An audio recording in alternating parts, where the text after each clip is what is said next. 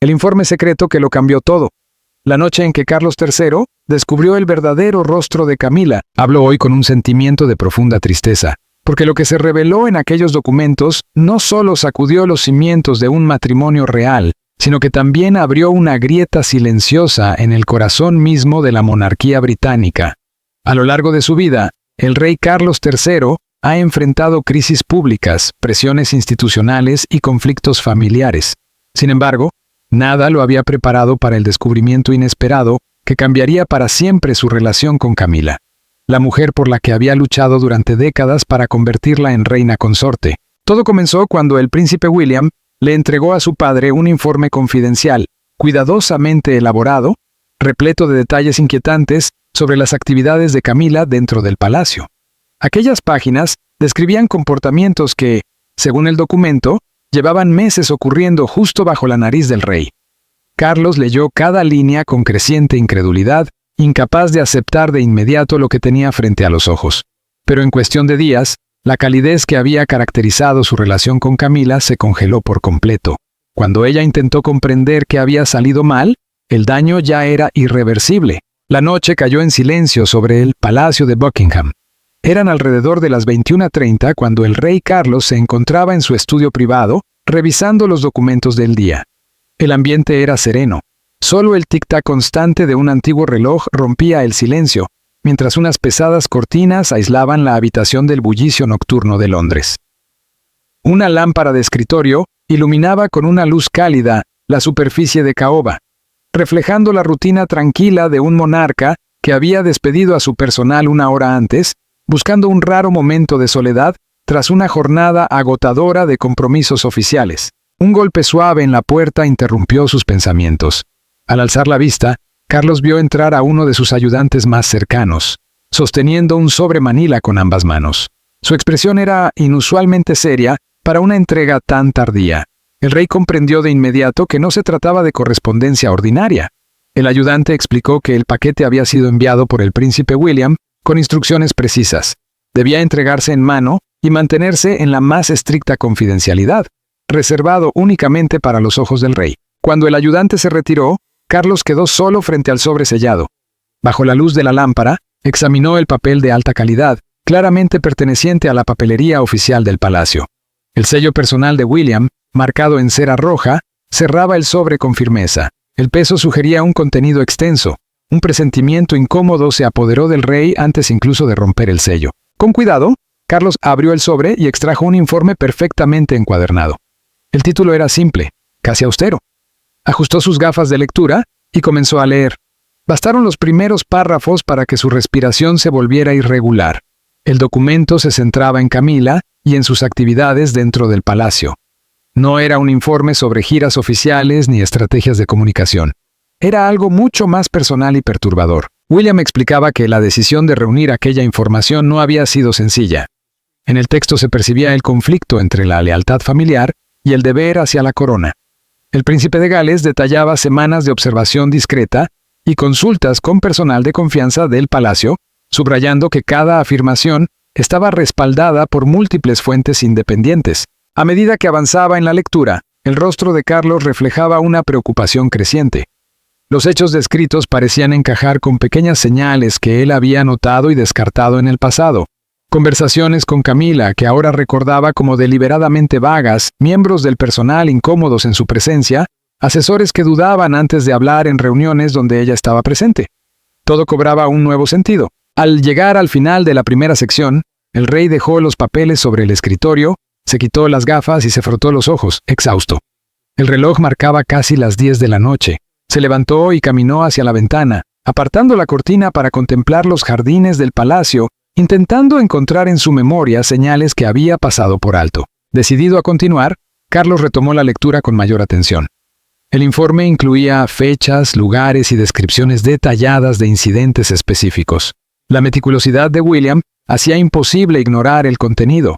Entre los testimonios figuraban relatos de empleados que se sentían presionados o intimidados, reuniones privadas organizadas por Camila sin el conocimiento ni la aprobación del rey, y cambios de personal realizados al margen de los protocolos habituales. Cada elemento, por separado, podría haber tenido una explicación inocente, pero en conjunto dibujaban una imagen inquietante de maniobras calculadas. Cuando Carlos terminó la última página, ya cerca de la medianoche, comprendió que su matrimonio había cambiado para siempre. La mujer por la que había desafiado a la opinión pública y a la tradición ahora aparecía bajo una luz completamente distinta. La segunda parte del informe detallaba el primer incidente que llamó la atención de William 3 meses antes. Un alto directivo del Hogar Real, con más de 20 años de servicio impecable, había solicitado de manera repentina un traslado a un puesto administrativo menor. La solicitud resultaba extraña dada su trayectoria.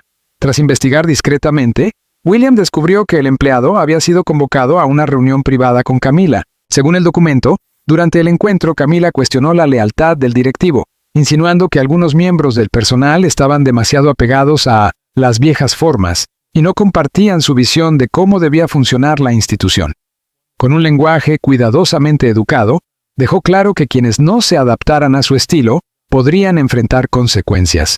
El empleado salió de la reunión con una sensación inequívoca de amenaza. El informe señalaba otros 2 casos casi idénticos en las semanas siguientes, todos ellos protagonizados por empleados veteranos con profundo conocimiento de los protocolos reales.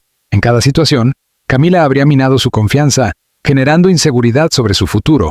Poco después, ambos solicitaron traslados a puestos de menor relevancia. William documentó además cómo Camila ocupó las vacantes con personas externas a los canales tradicionales de reclutamiento del palacio. Aunque carecían de la experiencia habitual, compartían un rasgo clave: una lealtad personal hacia la reina consorte más que hacia la institución.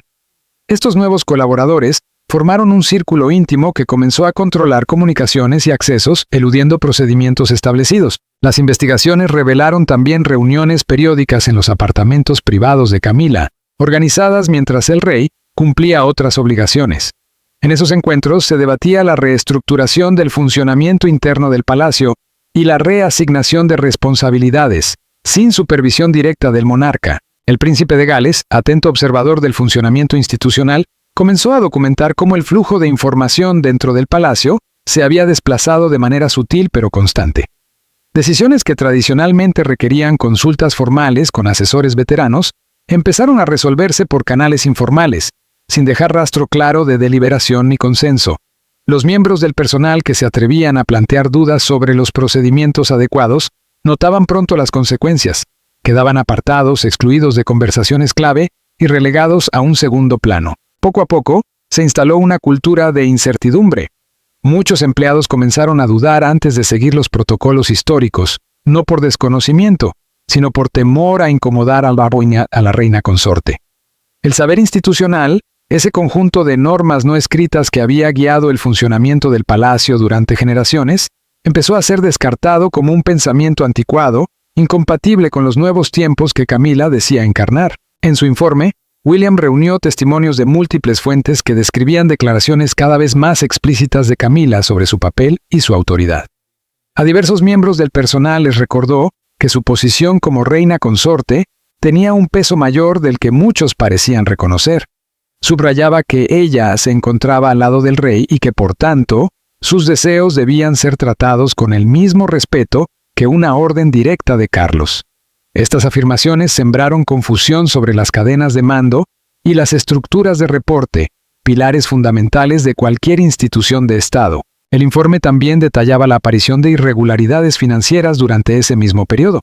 Ciertas partidas presupuestarias destinadas a la oficina de la reina consorte habían aumentado de forma notable sin pasar por los procesos normales de aprobación. Gastos inusuales comenzaron a aparecer en las cuentas del palacio, sin ajustarse a los patrones de gasto establecidos. Cuando los administradores financieros pidieron explicaciones, el nuevo personal de Camila respondió con justificaciones vagas y poco concretas.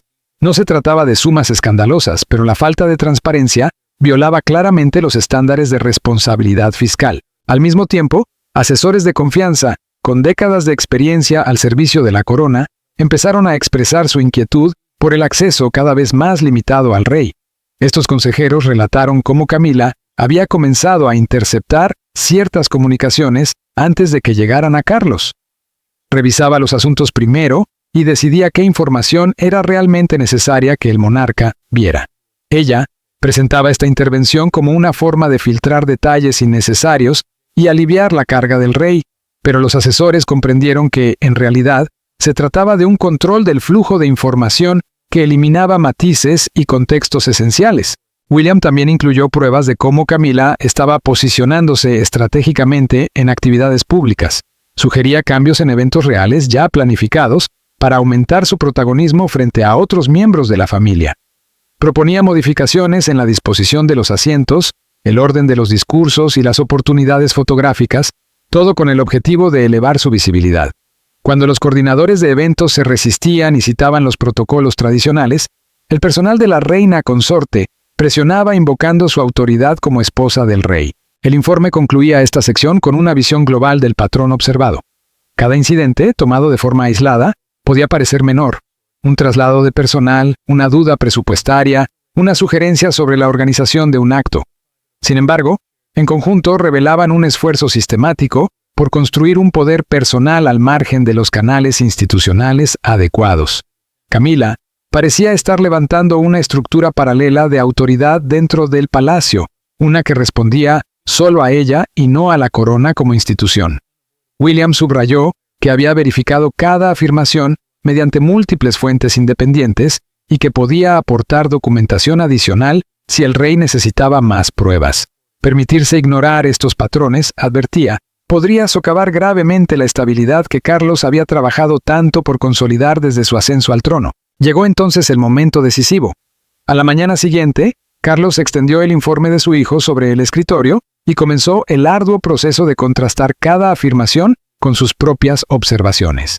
El rey llevaba diarios personales meticulosos, donde no solo registraba asuntos oficiales, sino también impresiones cotidianas de la vida en palacio. Buscó los volúmenes encuadernados en cuero de los meses recientes y empezó a cruzar fechas.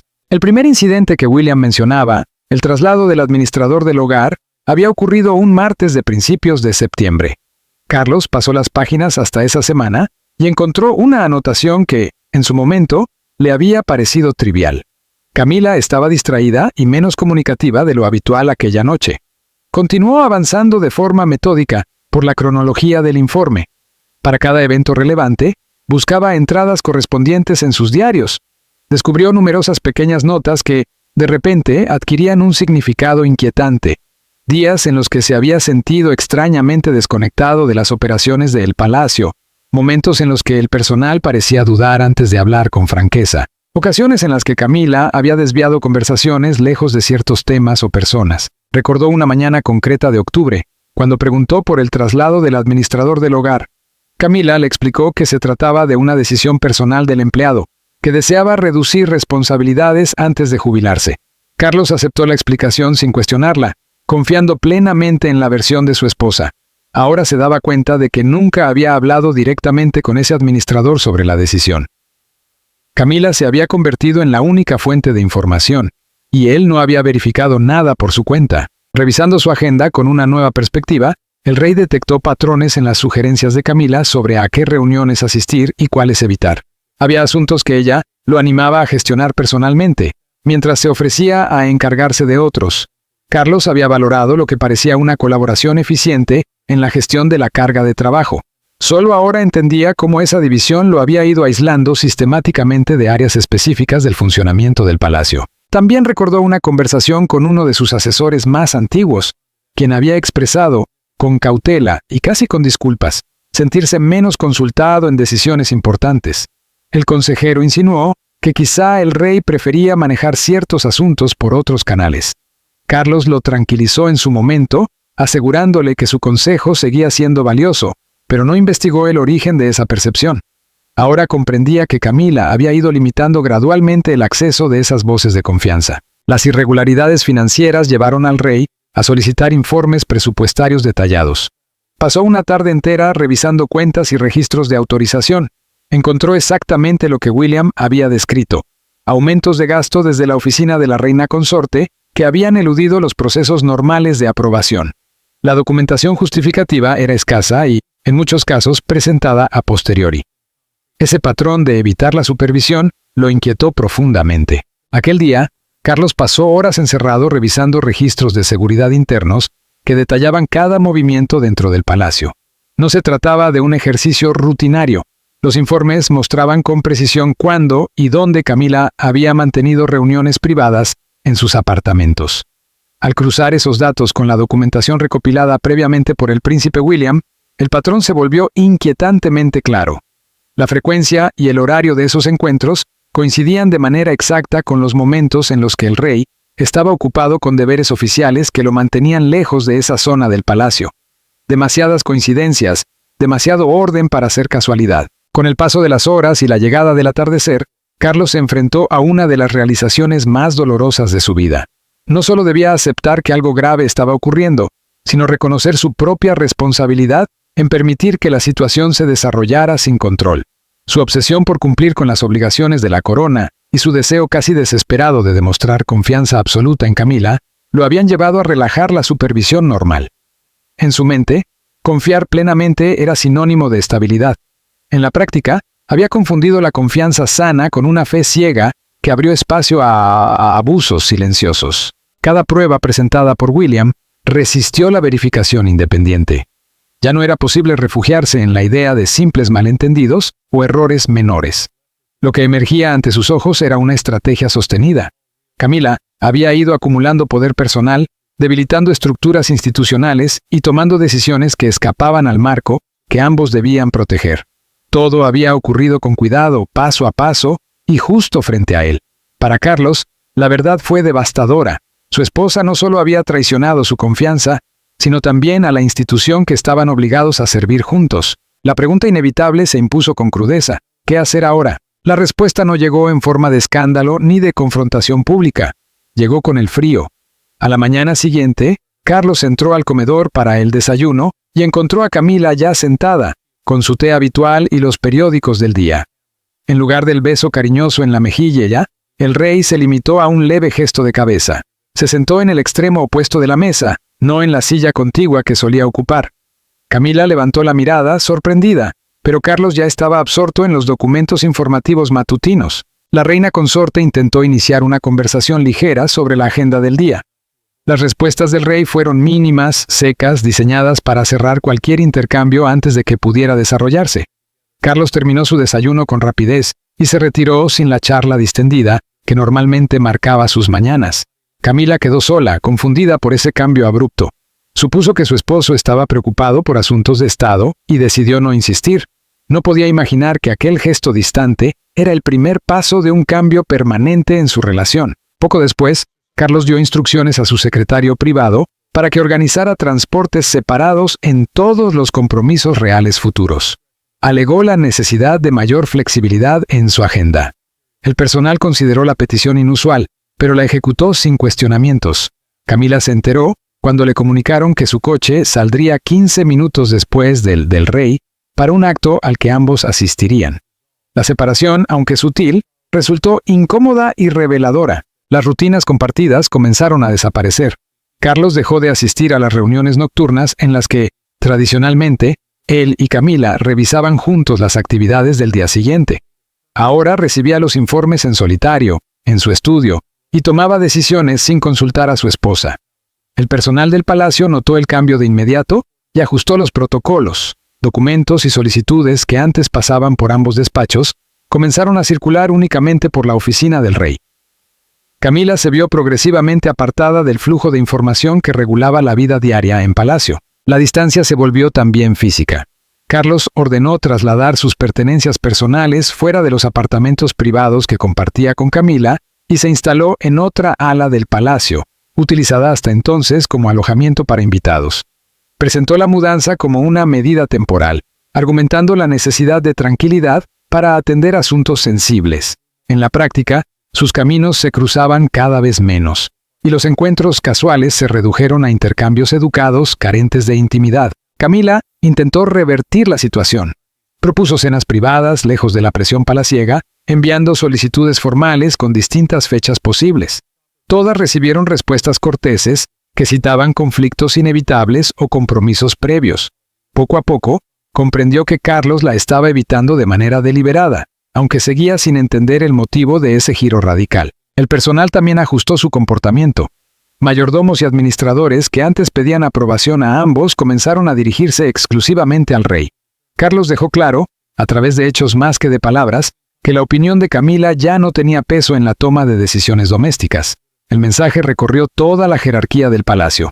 La posición de la reina consorte se había debilitado. La exclusión se extendió a asuntos de mayor envergadura.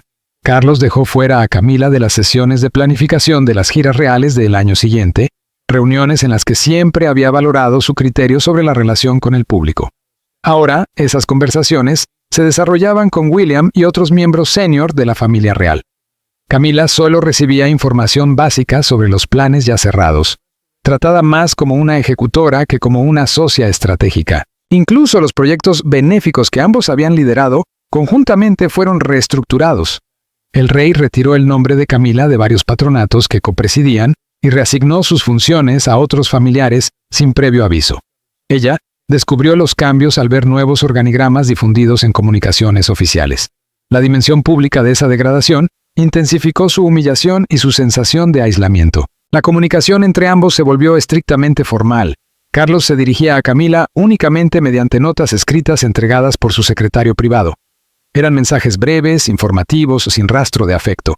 El rey trataba a su esposa con la misma distancia profesional que a un funcionario menor, no como a su compañera de vida. Fuera del palacio, el círculo social también se cerró. Amigos comunes comenzaron a declinar invitaciones, alegando problemas de agenda. Camila no sabía que Carlos había sugerido discretamente mantener distancia en los encuentros sociales. El aislamiento traspasó los muros reales y alcanzó su esfera personal, dejándolas inconfidentes en un momento de creciente angustia. En un intento final por romper el silencio, Camila buscó a Carlos durante una reunión familiar.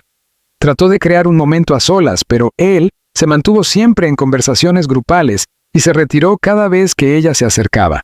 La tensión era tan evidente que otros miembros de la familia la percibieron, aunque nadie la mencionó. Desbordada, la reina consorte escribió una carta sincera expresando su desconcierto y pidiendo una oportunidad para entender qué había salido mal.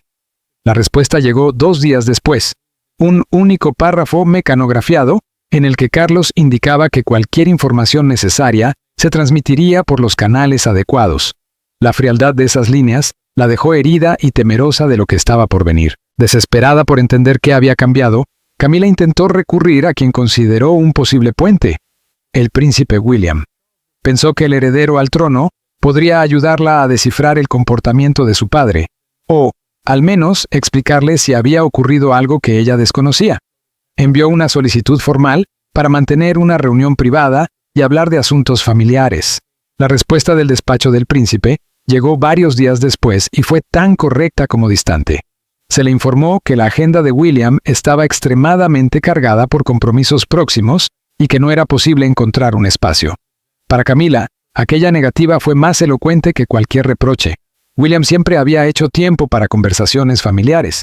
Ese cambio le sugirió que el conflicto podía involucrar a otros miembros de la familia real, no solo a Carlos. Ante el silencio del entorno más cercano, la reina consorte buscó apoyo fuera del círculo real. Recurrió a una amiga de confianza, alguien que la conocía desde antes de su matrimonio y con quien podía hablar sin temor a filtraciones o interpretaciones políticas. Concertaron un almuerzo en un lugar discreto, lejos de miradas indiscretas y del personal del palacio. Camila relató la situación con cautela, intentando no parecer paranoica ni exagerada. Su amiga escuchó con atención, pero no pudo ofrecer respuestas claras ni soluciones prácticas.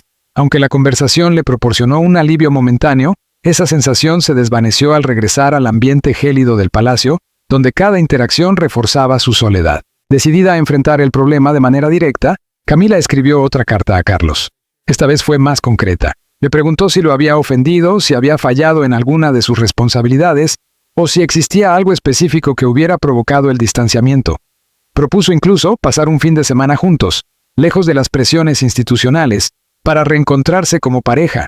Evocó momentos felices de su pasado común y expresó la esperanza de que cualquier malentendido pudiera resolverse. La respuesta del rey fue breve y definitiva. Su agenda no permitiría ningún viaje personal en el futuro previsible. No hubo una palabra más. A partir de ese momento, la inquietud comenzó a manifestarse también en el cuerpo de Camila. Las noches se volvieron largas e insomnes.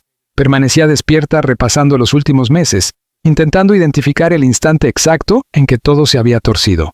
Reproducía conversaciones, analizaba gestos, buscaba el error que debía haber cometido. La incertidumbre le resultaba más dolorosa que una acusación directa. Al menos la ira o el reproche ofrecen algo concreto contra lo que luchar. El silencio, en cambio, no deja margen de defensa. Y la exclusión empezó a hacerse evidente de formas cada vez más humillantes. Invitaciones a funciones del palacio, que antes llegaban automáticamente, dejaron de aparecer en su agenda.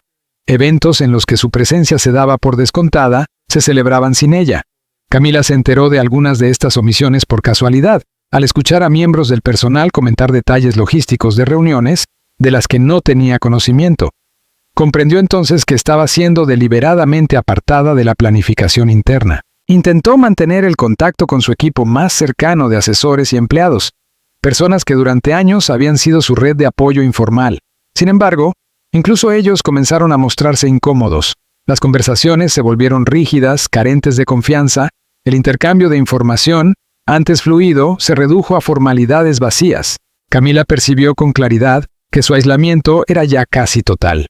Había quedado fuera de los circuitos no oficiales que permiten comprender y anticipar los movimientos dentro del palacio. Hizo un último intento por acortar la distancia con Carlos, asistiendo a un acto en el que sabía que él estaría presente. Llegó temprano y se situó estratégicamente para que el rey tuviera que saludarla al entrar. Carlos le dedicó un saludo mínimo y se desplazó de inmediato al otro extremo de la sala. Durante más de 2 horas compartieron espacio sin intercambiar una sola conversación significativa. El desaire, esta vez frente a otros invitados, dejó claro que la situación había superado el ámbito privado. Pues fue entonces cuando Camila sintió el verdadero pánico por el futuro. Sola en sus apartamentos, comprendió con crudeza hasta qué punto dependía del respaldo del rey. Su posición, su influencia y su papel público existían únicamente a través de esa relación. Sin el apoyo de Carlos, no tenía una base institucional propia desde la cual resistir. La vulnerabilidad de su situación se volvió imposible de ignorar. Volvió a llamar a la amiga en quien había confiado antes, esta vez con una urgencia evidente. Admitió que el escenario estaba empeorando y describió su sensación de convertirse en un fantasma en su propio hogar. Presente, pero invisible, ocupando un espacio sin existir realmente. La amiga solo pudo ofrecer consuelo emocional. No había soluciones prácticas. Al colgar, Camila se sintió aún más sola. El estrés comenzó a pasar factura. Perdió el apetito, su digestión se volvió irregular y los dolores de cabeza se hicieron frecuentes, sobre todo por las tardes. Se sorprendió a sí misma reaccionando con irritación ante pequeños errores del personal, para arrepentirse inmediatamente después. Esa pérdida de control emocional la asustó casi tanto como el aislamiento en sí. En busca de respuestas, Camila dedicó horas a estudiar la historia de la monarquía y los protocolos palaciegos. Buscó precedentes de otros miembros de la realeza que hubieran caído en desgracia. La mayoría de los casos históricos estaban asociados a escándalos públicos, divorcios o pérdidas formales de estatus. Lo que ella vivía era distinto, una forma de castigo silencioso que mantenía intacta su posición en el papel, pero le arrebataba toda influencia real. Mientras tanto, Carlos consolidaba la nueva realidad. A través de su secretario privado, emitió directivas que establecían que todas las decisiones relevantes debían contar con su revisión personal y autorización escrita. Ningún departamento podía modificar personal, presupuestos o procedimientos sin presentar informes detallados directamente a su oficina. El sistema multiplicó los niveles de control y eliminó cualquier margen de autonomía. No era una medida temporal. El rey formó además un consejo asesor en el que William ocupaba un lugar central, junto a consejeros veteranos de lealtad incuestionable. Las reuniones se celebraban en el estudio privado del monarca, con acceso estrictamente limitado. El nombre de Camila no figuraba en ningún documento ni lista oficial. Su agenda diaria reflejó pronto esa degradación. Seguía asistiendo a actos de estado y ceremonias donde su ausencia habría sido notoria, pero su papel era puramente representativo. Sonreía ante las cámaras, cumplía con lo imprescindible y regresaba a un segundo plano. El personal la trataba con corrección, pero sin dejar dudas sobre dónde residía el verdadero poder. Carlos reasignó de manera sistemática las responsabilidades que ella había desempeñado. Fundaciones benéficas en las que Camila figuraba como patrona o miembro directivo recibieron cartas formales anunciando reestructuraciones. Nuevos liderazgos asumieron esas funciones, manteniendo el vínculo con la corona pero excluyéndola a ella. Los cambios fueron graduales. lo bastante discretos como para evitar titulares escandalosos, aunque en los círculos internos nadie ignoraba su significado. Camila se encontró viviendo en una suerte de limbo palaciego. Su título de reina consorte permanecía intacto, pero su poder se había evaporado por completo. Conservaba sus apartamentos, su personal, sus asignaciones económicas y su posición oficial. Sin embargo, ya no ejercía ninguna influencia real sobre las decisiones del palacio, ni sobre la dinámica interna de la familia real. Cada aspecto de su vida cotidiana quedaba sujeto a la voluntad de otros que obedecían, de manera inequívoca, los deseos del rey antes que los suyos. El impacto psicológico de esta impotencia resultó profundo, aun cuando los privilegios materiales y el estatus público se mantenían. El círculo interno de colaboradores que Camila había promovido comenzó a diluirse con rapidez. Sin despidos directos ni escándalos visibles, sus miembros fueron desplazados a funciones administrativas rutinarias, lejos de los centros de decisión. Las responsabilidades se redujeron hasta convertirse en tareas sin proyección. Algunos optaron por renunciar antes que aceptar la degradación. Otros permanecieron, conscientes de que cualquier expectativa de ascenso había desaparecido. La red de lealtades que Camila intentó construir se deshizo cuando quedó claro que asociarse con ella ya no aportaba beneficios y sí riesgos. Carlos III dejó constancia de que la confianza, una vez quebrada, no sería restaurada con facilidad. Nunca abordó el asunto de forma directa con Camila. No explicó qué sabía, no abrió espacios para defensas, ni ofreció negociación alguna. La retirada fue absoluta. Camila pasó a vivir un exilio permanente dentro de su propio hogar, presente en lo formal, invisible en todo lo que importaba. Mientras tanto, el papel del príncipe William se volvió cada vez más evidente para los observadores del palacio. Asistía a reuniones y consultas a las que herederos anteriores no solían acudir. Acompañaba al rey en compromisos clave y aparecía en imágenes que subrayaban la alianza padre-hijo. Carlos estaba posicionando a William no solo como futuro monarca, sino como socio presente en la conducción de la institución. Esa cercanía cumplía un doble objetivo: fortalecer la sucesión y señalar con claridad dónde residía el poder real. Ante este escenario, Camila enfrentó una disyuntiva crucial: aceptar su nueva realidad o provocar un conflicto público que dañaría tanto su imagen como a la institución. Tras años de rehabilitación ante una opinión pública que solo la había aceptado con reservas, un nuevo escándalo habría sido devastador. Eligió la aceptación pasiva como único camino viable. Dolorosa, sí, pero sostenible. Con el paso de los meses, el nuevo equilibrio se consolidó. Carlos retomó sus funciones con una confianza renovada en los mecanismos que protegían la integridad institucional. William afianzó su rol como asesor de máxima confianza y socio visible, desarrollando con su padre una dinámica de trabajo eficaz en asuntos sensibles. Esa alianza aportó estabilidad y tranquilidad tanto al personal del palacio como al establishment. Camila aprendió a moverse dentro de su existencia reducida con la dignidad que las circunstancias permitían. Se concentró en las actividades benéficas aún a su alcance y en los pocos compromisos públicos que conservaba. En sus interacciones con el rey, mantuvo una corrección impecable, evitando confrontaciones o explicaciones que sabía no llegarían. El matrimonio continuó como una realidad legal y formal, pero dejó de funcionar como una asociación auténtica. Carlos, por su parte, reflexionó en ocasiones sobre lo abrupto del cambio. Recordó la esperanza con la que había imaginado un reinado compartido con Camila, y asumió que esa visión había sido destruida por decisiones equivocadas y señales ignoradas. Canalizó la decepción hacia una determinación férrea: proteger la institución por encima de la felicidad personal. William cargó con el peso de saber que su intervención alteró la dinámica familiar. Nunca dudó de la necesidad de actuar, aunque comprendió el dolor causado. Su responsabilidad no terminó con el informe inicial. Continuó ayudando a gestionar las consecuencias. El personal veterano, al fin escuchado, trabajó con alivio bajo protocolos restaurados, convencido de que la experiencia y las tradiciones volvían a ser respetadas.